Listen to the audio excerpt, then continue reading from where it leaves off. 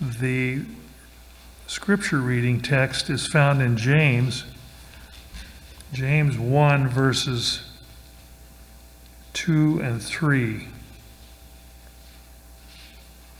James 1, verse 2 and 3. My brethren, count it all joy when you fall into diverse temptations, knowing this, that the trying of your faith worketh patience. Well, good morning. Welcome to part 8. The text, James 1:2. Count it all joy, my brothers, when you meet trials of various kinds. How many say yippee-doo when you come across problems and trials? Do you think Joseph said yippee-doo when he was put in prison? I kind of think he did, because he knew the consequences. He probably sweated bullets knowing that he was on death row for what she accused him of doing, and he escaped with his life, thanks to God and Potiphar, who worked through God's will. There's one other text, Romans 8:18. For I consider that sufferings of this present time are not worth comparing with the glory that is to be revealed to us. That's what makes all our sufferings worth it, isn't it? How many of you have had some trials or adversity lately? If you didn't raise your hand, you've probably been fooling yourself, because we live in a sinful world, and we all are.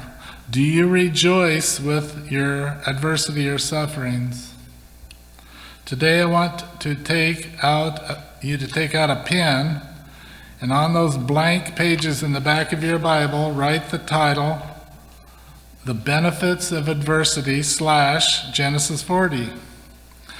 Then underneath that, write numbers 1 through 5, and I'm going to give you 5 benefits of adversity that Joseph received, and you can use these to help anyone that is going through some trial or adversity, so they can understand that God is with them before, during, and after their adversity that they may be experiencing, and how to handle this problem. We are not alone. The one big principle that Joseph learned in all of his loneliness, God was with him, and he was with God. Joseph invited God along in all of his circumstances, and so should we, and so should we. Let's bow our heads. Dear God, as we review the story of Joseph and his situation in the prison, we know that you promise to be with us in all of our circumstances, and help us to learn that sometimes these trials and benefits are for our good, even though we don't understand them, and we want to run from them as we go through life. Help us to learn from this story of Joseph that we can benefit in our and but accept you as our Savior, so that we can be with you in thy kingdom. In thy name, amen. Lessons from Joseph, part 8. It's found in Genesis chapter 40, verses 1 to 23. That's the entire chapter.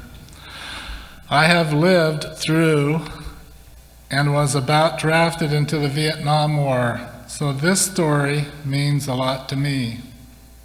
On November 27, 1965, I would have been 10 years old, Howard Rutledge parachuted into the hands of the North Vietnamese when his jet fighter was shot down. The story of his subsequent 7-year captivity and torture was popularized in the best-selling books and movie called In the Presence of Mine Enemies. On December 1, he was placed in cell number 2 in Heartbreak Hotel, the infamous prison where American POWs were held in Hanoi. He tells in vivid language the pain of his imprisonment. He writes, "When the door slammed and the key turned in that rusty iron lock, a feeling of utter loneliness swept over me. I lay down on the cold cement slab in my 6-by-6-foot cell. The smell of human excrement burned my nostrils. A rat as large as a small cat scampered across the slab beside me. The walls and floors and ceilings were caked with filth. Bars covered the tiny windows high above the door. I was cold and hungry. My body ached from swollen joints and sprained muscles. It is hard to describe what solitary confinement can do to unnerve and defeat a man. You quickly tire of standing or sitting down, sleeping or being awake. There are no books, no papers, no pencils, or magazines. The only colors that you see are drab gray and dirty brown. Months or years go by when you don't see the moon, green grass, or flowers. You are locked in, alone, and silent in your filthy little cell, breathing stale rotten air, and trying somehow to keep your sanity." End of quote. Whenever we read about experiences like that, the thought immediately comes to mind: why would God allow something as evil as this to happen to one of his children? Why would God ever allow such intense pain and problems of any serious sort to come to pass in a person's life to the extent that they feared for their own survival? As Howard Rutledge documents in his book, by the time he was released in 1972, he had learned there are definite advantages to adversity. And Joseph would learn that as well. We pick up his story after he was in Egypt for 11 years. In Genesis 37:2, we learn that Joseph was 17 years old around the time he was sold into slavery. And in chapter 41, verse 46, Joseph was 30 years old when he entered the service of Pharaoh. And we learn the events of Genesis 40, our text for this lesson, occurred in the 2 years before he was made prime minister. Therefore, Joseph was around 27 or 28 at this point of our story. The prison in which Joseph was incarcerated was not a prison for common criminals, but seems to have been a prison where royal prisoners were sent. Those who had some connection to the royal court of Pharaoh, for example, Pharaoh's chief butler and baker, were also sent to this prison. All we know as to why they were incarcerated is that Pharaoh was angry with them. Verse 2. Maybe they served him up some pretty poor grub. We are not told. Joseph noticed one morning that each of the 2 men had confused, sad looks on their faces. Upon inquiry, he discovered that each man had a dream the night before that he did not understand, and there was no one to interpret the dreams. Joseph volunteered to interpret the dreams, telling the men that, quote, interpretations belong to God, verse 8. The butler's dream is recorded in verses 9 to 13. He saw a grapevine with 3 branches that budded into blossoms and put forth ripe grapes. He saw himself in a dream taking the grapes and squeezing them into Pharaoh's cup and putting the cup into Pharaoh's hand. Joseph explained that the 3 branches were 3 days, and that in 3 days the butler would be restored to his position as Pharaoh's butler. Hearing the butler's good news, the baker told Joseph his dream, verses 16 through 19. The baker had seen himself carrying 3 baskets on his head filled with baked goods for Pharaoh. But there were birds eating the goods that were in the baskets. Joseph had bad news for him. Again, 3 baskets represented 3 days, after which Pharaoh would hang the baker and the birds would consume his flesh. Boy, that'd be awful hard to tell someone, wouldn't it? 3 days later, it happened to be Pharaoh's birthday. And the fate of the butler and baker developed just as Joseph predicted. But actually, it was as God predicted, wasn't it? But something else more important to Joseph happened when the butler and baker were released. Joseph asked the butler to put in a good word for him to Pharaoh once he was restored to his former position in Pharaoh's court. To tell Pharaoh that he, Joseph, had done nothing to deserve imprisonment. But once the butler was back in the service of Pharaoh, he failed to do what Joseph asked. Verse 23. Why the butler failed to mention Joseph to Pharaoh is unknown, but we know it resulted in Joseph languishing in the prison for 2 whole years. Chapter 41, verse 1. We have seen Joseph thrown into a pit by his brothers and not complain. And now we see him waiting patiently in prison for 2 years. In neither case, Joseph had done anything wrong. So it was a good opportunity for him to discover God's purpose in these trying circumstances. There are 5 principles in Joseph's response to these circumstances that will help us find lessons God has for us to learn during times of adversity. Number 1, problems provide greater opportunities. Problems provide greater opportunities. Did you know that there's an entire section of epistles in the New Testament that are referred to as the Prison Epistles? Paul wrote Ephesians, Philippians, Colossians, and Philemon while incarcerated in a Roman prison. The Apostle John wrote, you know what book? Revelation. The book of Revelation while in prison on the island of Patmos in the Mediterranean Sea. John Bunyan, the author of Pilgrim's Progress, that's an old one, wrote his classic allegory while he was in prison in 1675 for violating the Conventible Act, which punished Englishmen for conducting religious services outside of the Church of England. Great things can happen in the midst of adverse circumstances, and Joseph was about to learn that he was not forgotten by God in his hour of trial. It was a result of his contact in prison with the butler that he would come in contact with Pharaoh, who would put him in the position that led to his fulfillment of his dream as a teenager. Charles Coulson, anybody remember Charles Coulson? Prison Ministries. Charles Coulson, the former White House legal counselor to President Nixon, who spent 7 months in prison for his part of Watergate affair, he said that his worst days as a Christian during his prison sentence was far more rewarding than his best days in the White House. Why?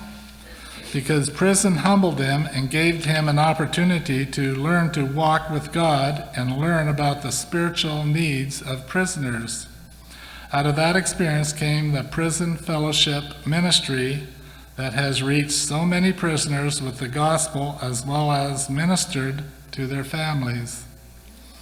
Yes, adversities are difficult, but they often contains opportunities we would not have discovered without going through the trouble.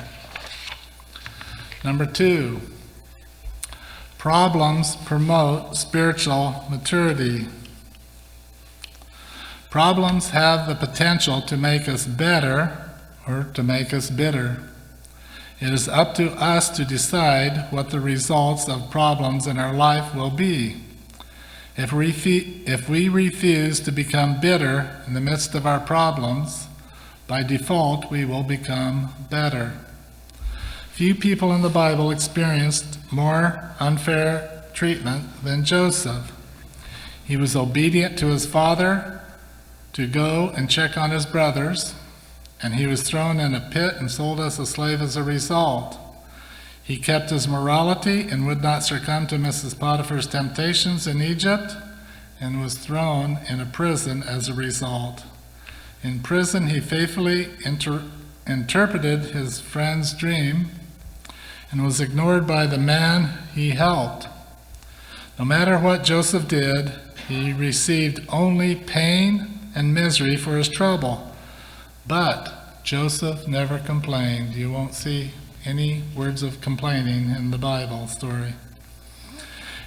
It is likely that Joseph lived a privileged life growing up. His brothers worked hard tending the flocks, while Joseph stayed home and wore his favorite son robe. Joseph needed to be toughened up if he was going to assume the leadership of Egypt during a great famine and make way for the deliverance of his family. Joseph went into his difficult experience as an undisciplined man, but came out as a mature man. His soul was toughened, made mature by the iron that bound him in prison, as noted in Psalms 105, 17 and 18. He gained wisdom and a deeper perspective. He became a man suited to lead a nation. God needs the same kind of people today, and the only way we will gain Joseph's maturity is to respond to trouble like Joseph did. God makes us strong through suffering. In today's church, the doctrine that God wants you to be rich and comfortable is being taught. But that is not the doctrine of the New Testament. Every person who was used significantly by God in the New Testament, including Jesus Christ himself, was severely tested for the sake of the gospel. The idea that we will go through the spiritual life without experiencing trouble and affliction is a false doctrine. God used affliction to make Joseph into a man qualified for leadership and service, and he will do the same with us. Number 3, problems prove integrity. Problems prove integrity. Nothing tests our character like adversity. When circumstances are going our way, it is easy to act spiritually mature. It is when life turns against us, we are called upon to demonstrate that our character is genuine. Amen. Character is often confused with reputation, but there is a big difference. Reputation is what others thinks we are, whereas character is what we really are. Reputation is what men think you are, whereas character is what God knows you are. Reputation is what is chiseled on your tombstone, whereas character is what the angels say about you before the throne of God. Reputation may change with circumstances or the seasons of life, whereas character should never change. You may say the situation made me the way I am. Oh no, the situation revealed who you really are. For those reasons, we should welcome problems when they come, because they give us a chance to see ourselves who we really are. Again, when things are going well, that is not a complete picture of our character. We need both good times and hard times to get the full picture. In that way, problems prove integrity. Number 4, problems produce a sense of dependency. Problems produce a sense of dependency. We have already seen in previous lessons how the Lord was with Joseph in prison.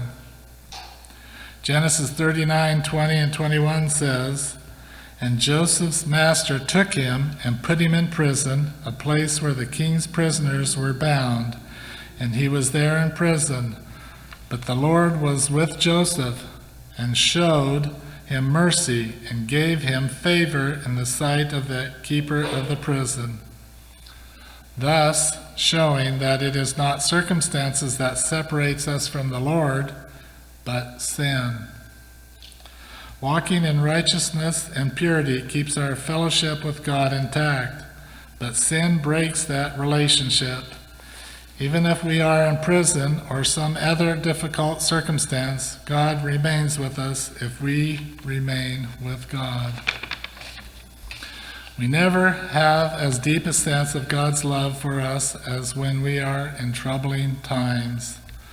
We need problems in our lives to show us how dependent we are upon the Lord, and to remind us that the do-it-yourself and sustain-yourself culture that we live in is not biblical when it comes to spiritual strength. Number 5, problems prepare our hearts for ministry. Problems prepare our hearts for ministry. Joseph was in prison unjustly and encountered 2 of his fellow prisoners who were obviously troubled. Chapter 40, verses 6 and 7 says, "When Joseph came to them the next morning, he saw that they were dejected. So he asked Pharaoh's officials, who were in custody with him in his master's house, 'Why do you look so sad today?' Instead of being absorbed in his own situation and self-pity, Joseph took the opportunity to minister to the 2 men who were in need of help." Joseph started prison ministry. Chuck Coulson took it over.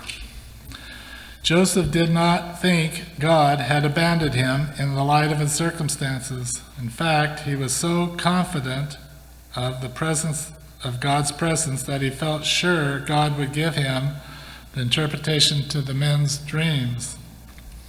There is no ministry to those who are suffering like the ministry given by another sufferer.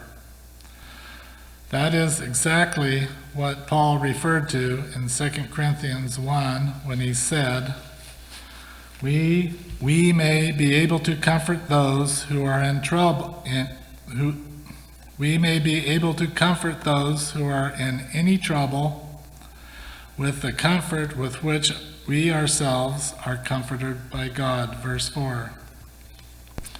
Suffering makes you able to reach out with authenticity to comfort others who are suffering. How can we reach out to others who are hurting if we ourselves have never experienced the grace of God in our own times of suffering? We cannot say, "I know how you feel," if we have not felt the same kind of pain that others have felt.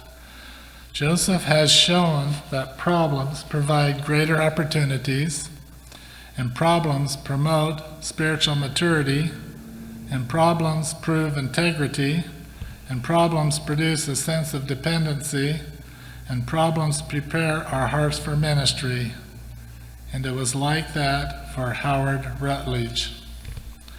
Howard Rutledge, the Vietnam POW, had his life changed by his years of suffering in prison. It was in prison that he learned the power of prayer. He writes in his book, "Words don't come easy when I pray, but even when we amateurs discovered in prison the incredibly powerful force that prayer can be in our lives, I learned that I could pray to God any place, dangling from a parachute or shackled in a cesspool. I learned in prison that he could hear me, whether in worship with a crowd of men or alone in solitary confinement. Why did God put Howard Rutledge in prison?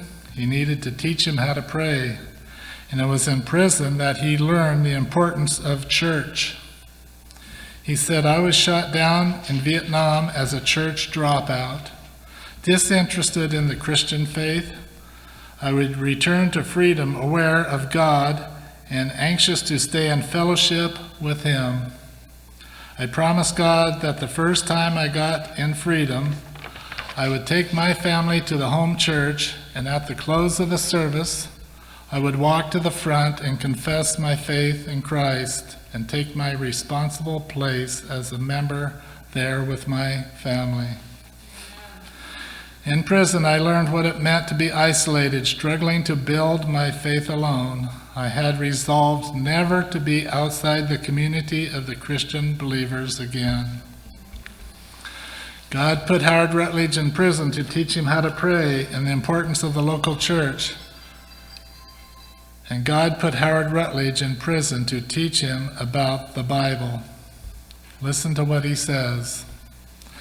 "The first New Year's Eve in Heartbreak Hotel, I resolved never to be without a Bible again." He didn't want to be without his Bible again. Those verses of God's Word that I had memorized, and those verses that I had scrounged from others' prisoners' memories, had been a living source of strength in my life. I was determined to begin applying God's Word in our family's life together. Even in the smallest things, you don't know what you are missing until you are deprived of it. And it was in prison that God taught Howard Rutledge the importance of family. He writes in his book, "One memory that especially haunts me was a trip to El Paso with Phyllis and the children. I was feeling guilty for paying them so little attention, and so to compensate, I offered them money to buy them any Mexican merchandise they desired. I showed my son, John, the beautiful leather goods, the elaborate stone chess sets, and the colorful shirts and sandals. Oh, this gives me chills. He chose instead a rather amateurish sketch of Jesus in a rough wooden frame. I had offered him anything, and when he chose that ugly picture, I plainly showed my disappointment. And every time in prison, when I recalled my thoughtless and sensitive reaction, I got a knot in my stomach. Here my son was already showing interest in something more than baseball and routine chores. And he was sending me signals loud and clear, and I missed them.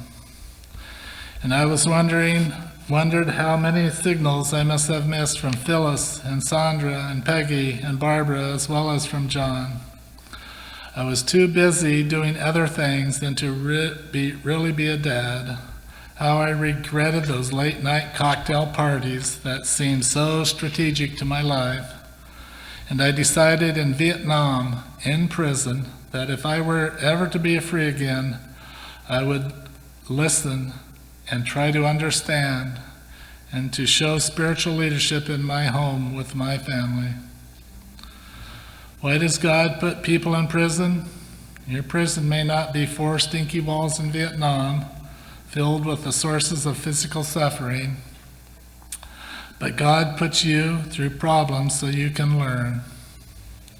He gives me problems so I can grow, and I don't like them.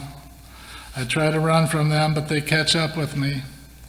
And in the midst of them, God makes me the man that He wants me to be. Don't run from the pressures that God wants to use to make you the person He can use. God can make us better if we cooperate with Him. Let's bow our heads for prayer.